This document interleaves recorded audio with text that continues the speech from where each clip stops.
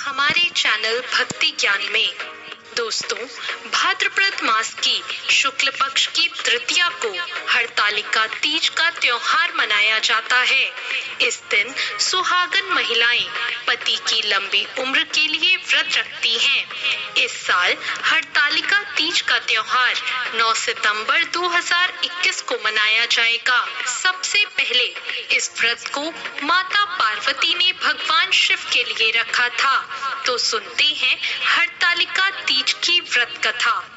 दोस्तों, हरियाली तीज व्रत कथा के अनुसार शिव जी ने माता पार्वती को इस व्रत के बारे में विस्तार पूर्वक समझाया था।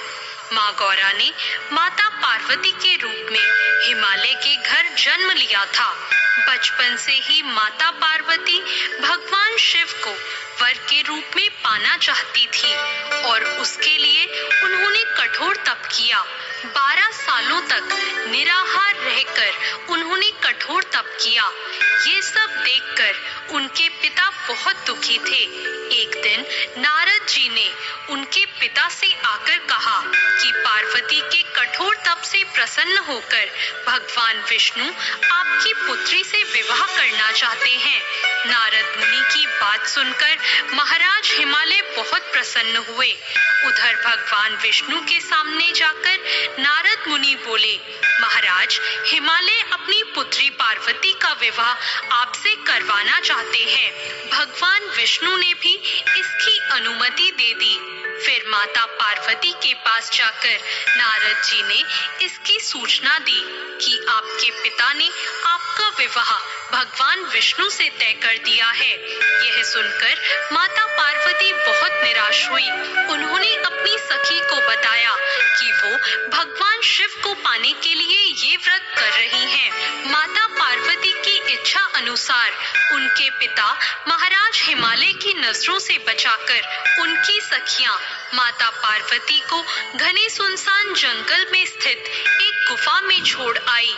यहीं रहकर उन्होंने भगवान शिव को पति के रूप में पाने के लिए कठोर तप शुरू किया, जिसके लिए उन्होंने रेत से एक शिवलिंग की स्थापना की। संयोग से हस्त नक्षत्र में भाद्रपद शुक्ल तृतीया का वह दिन था जब माता पार्वती ने शिवलिंग की स्थापना की थी।